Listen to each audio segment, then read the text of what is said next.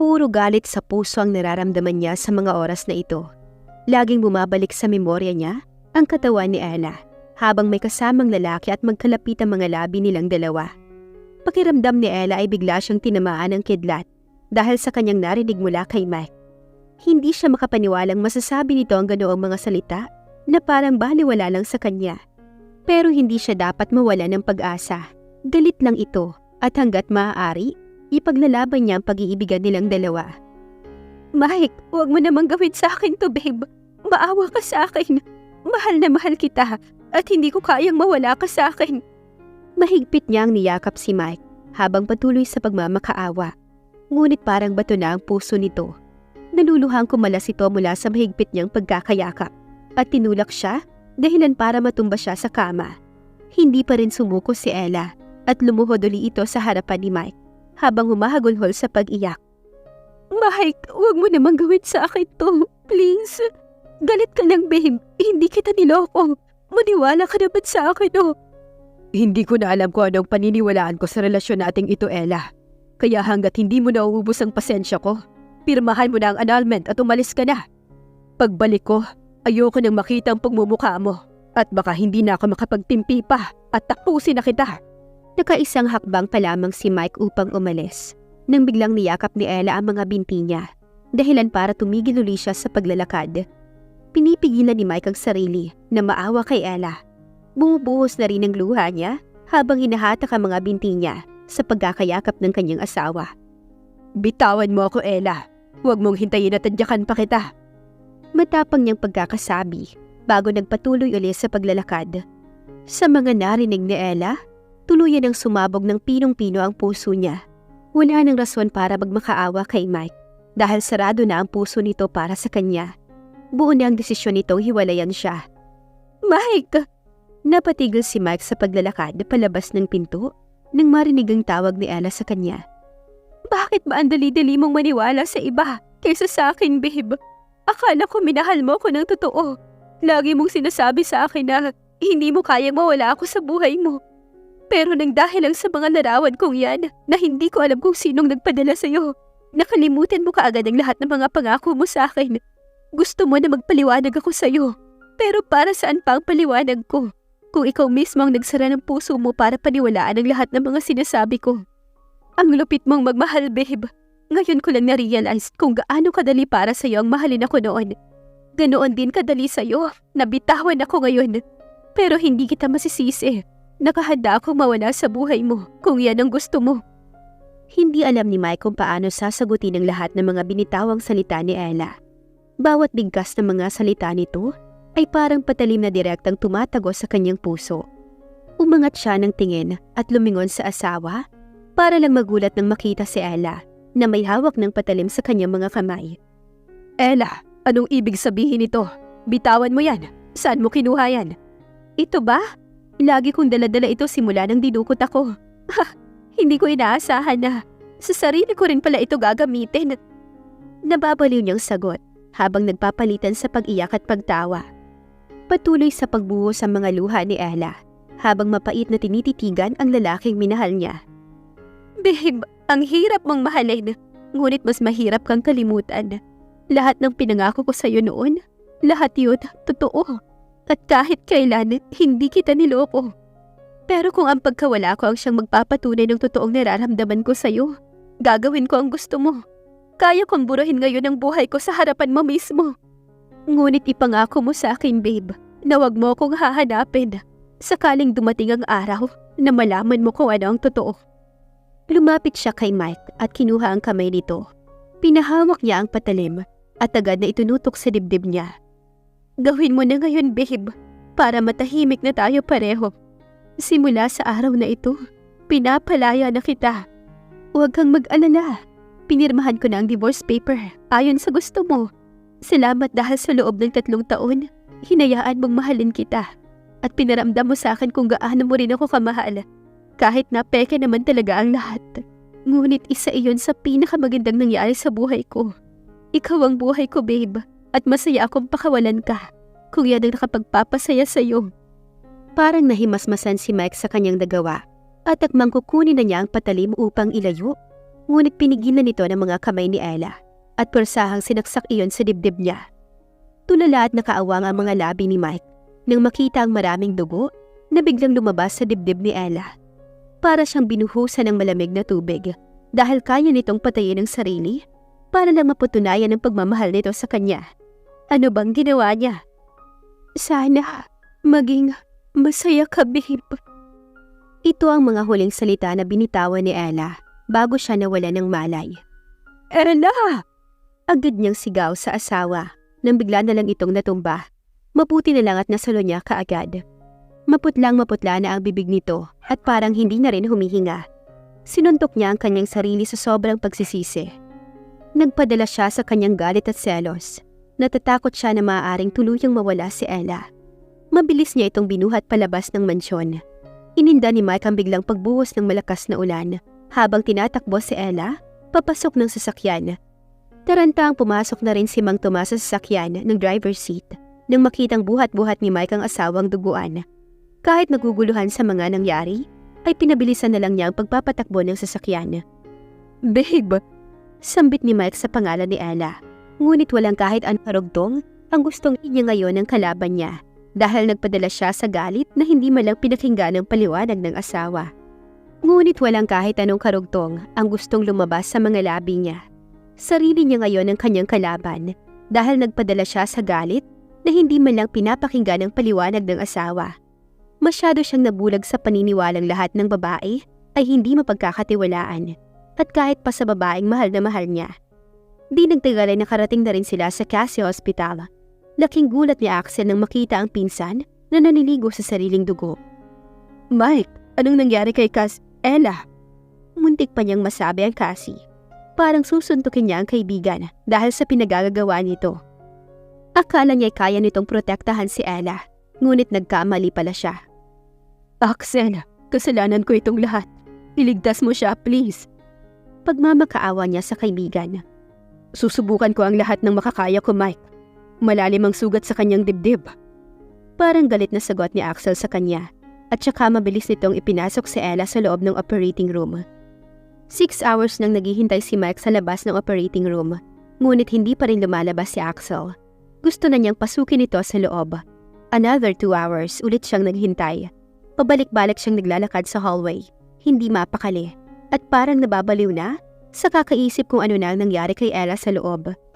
Ilang sandali pa'y lumabas niya si Axel na parang nanlalata ang katawan, bagsak ang mga balikat, at parang hindi alam kung paano sasabihin sa kanya ang lahat. Niyugyog ni Mike ang balikat ni Axel habang pinipigilan ang pagtulo ng kanyang mga luha. Axel, sumagot ka! Ligtas na ba si Ella, ha? Sigaw niya sa kaibigan dahil takot na siya mula pa kanina. Hindi niya kayang mawala si Ella. Ngunit ang mga sumunod na sinabi ni Axel ang tuluyang nagpagunaw sa mundo niya. I'm sorry, I did everything I could, but I couldn't save them. Pareho silang hindi nakaligtas. Nagbabadya ang luha ni Axel habang sinasabi ang lahat ng ito sa kanyang kaibigan. Nagtaka si Mike sa sinabi ni Axel. Anong ibig sabihin mo na sila? Titig na titig si Mike habang tinatanong si Axel. Ayaw niyang ma-misinterpret ang lahat ng sasabihin nito. She is 5 weeks pregnant with your twins at hindi ko rin sila nailigtas. Namatay silang 3. I'm really sorry, bro. No! Hindi yan totoo. Nagkakamali ka lang. Buhay pa si Ella at ang mga anak ko. Masayang masaya siya na malaman na buntis si Ella. Ngunit hindi niya kayang tanggapin ang sistema niya na wala na sila. Sandali, pupuntahan ko siya. Magigising siya kapag narinig niya ako.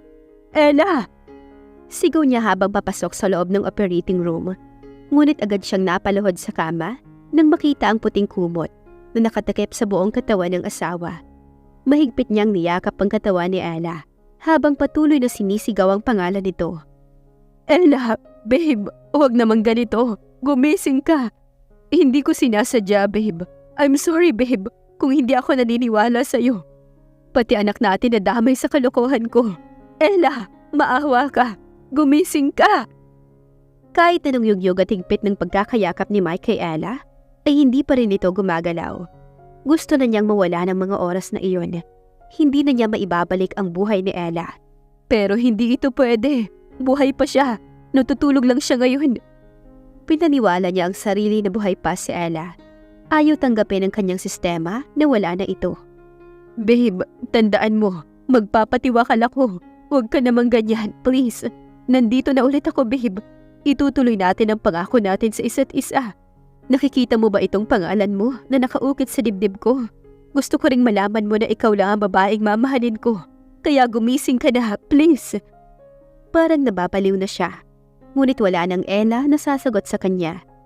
Ngayon lang napagtanto ni Mike ang hirap na ipinaranas niya kay Ella noong mga panahon na nagmamakaawa ito sa kanya. Ngunit anong isinukli niya? Naging matigas ang puso niya para sa asawa.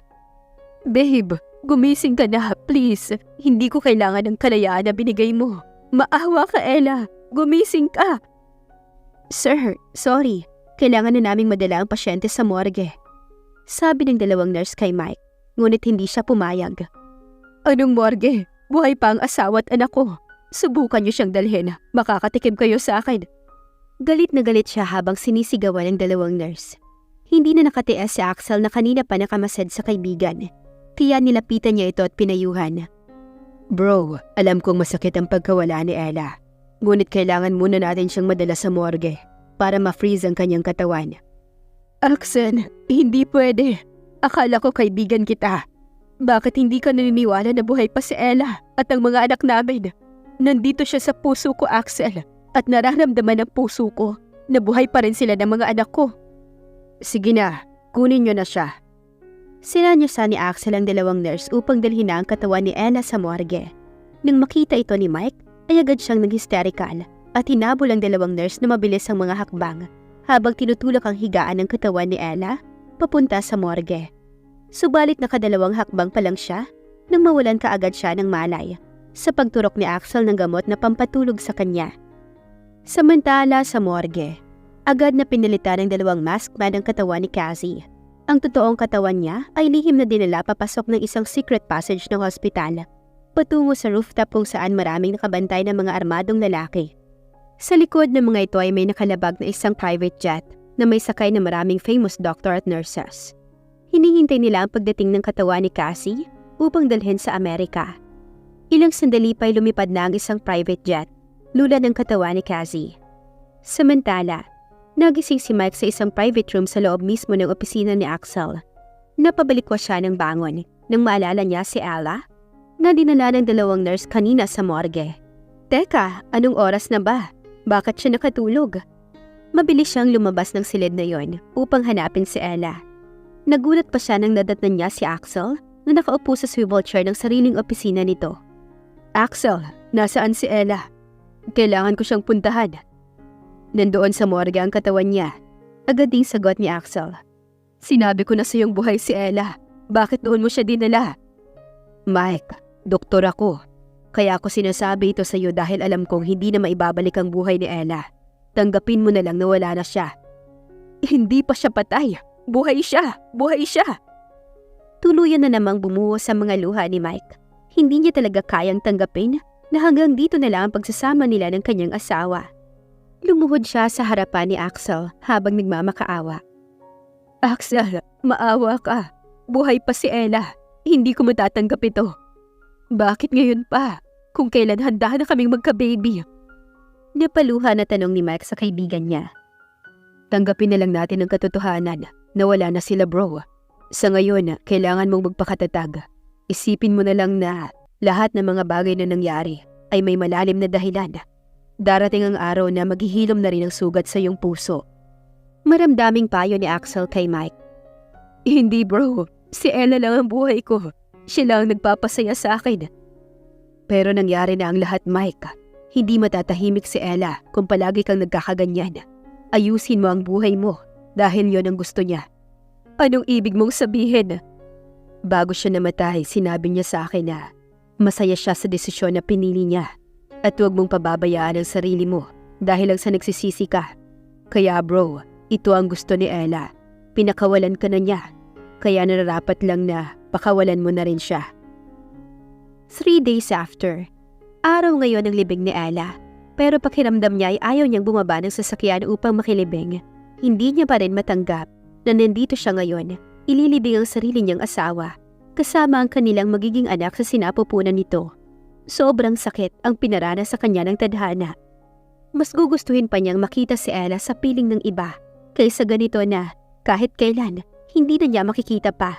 Sinisisi niya ang sarili, kung bakit hindi niya nakontrol ang galit niya at nagawa niyang saktan ang sariling asawa. Sarili niya ang dapat niya sisihan. Ella, bakit ang daya-daya mo? Bakit mo nagawang kitilin ang buhay mo? Para lang iparamdam sa akin na mahal mo ko. Nangako ka. Emosyong sumbat niya sa kanyang sarili. Mike, bro, hindi mo man lang ba pupuntahan si Ella kahit sa huling sandali bago siya ilibing? Tanong ni Asher na umuwi na rin ng Pilipinas para damayan siya. Nandito lang kami bro, handa kaming makinig sa'yo at damayan ka sa problema mo. Dagdag naman ni Aiden. Bumaba sila ng sasakyan at pinuntahan si Ella, na ngayon ay nakahanda ng ipasok sa loob ng nicho. Nakaputing suot silang lahat, at habang naglalakad papalapit sa pinaglibingan kay Ella, ay unti-unti na ring bumuhos ang luha na galing sa kanyang mga mata.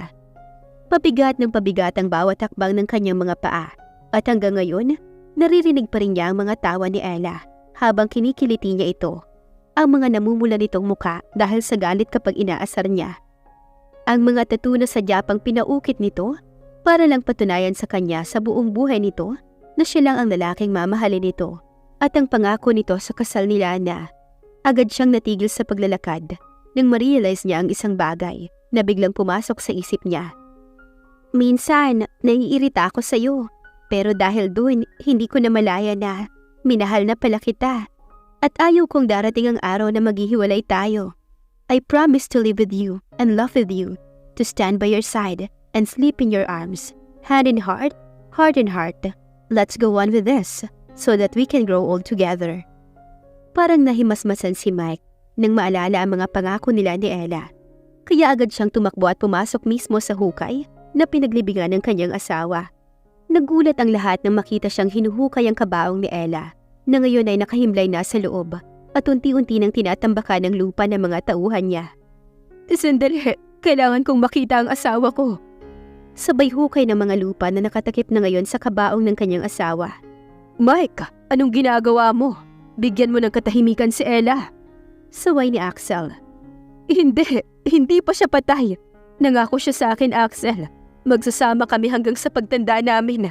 Nangako siyang hindi kami maghihiwalay. Kaya gusto ko siyang makita. At patuloy pa rin siya sa paghuhukay hanggang sa nakita na niya ang kabaong.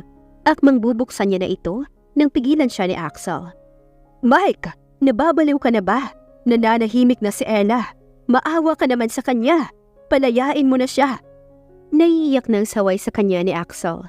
Naawa siya sa kaibigan. Gustong-gusto niyang sabihin dito ang lahat. Ngunit nanatiling nakatikom ang bibig niya. Nangako siya sa kanyang lolo para sa katahimikan ng buhay ni Cassie. Kung pwede lang sanang makihati sa bigat ng nararamdaman mo ngayon, Mike, gagawin ko.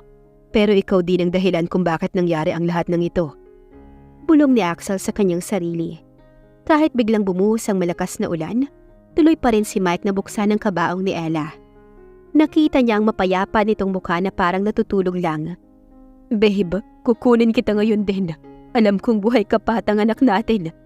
Akmang kukunin niya na ito sa loob ng kabaong nang bigla siyang ginapos ng tatlo niyang kaibigan upang mapigilan siya sa gusto niyang gawin.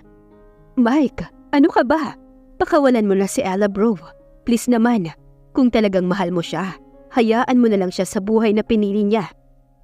Pag-uulit ni Asher sa sinabi ni Axel. Hindi niyo kasi naiintindihan kung gaano kabigat ang nararamdaman ko ngayon eh. Madali lang para sa inyo ang sabihin yan dahil hindi kayo ang nasa kalagayan ko. Nangako kami sa isa't isa. Mahirap bang intindihin yun?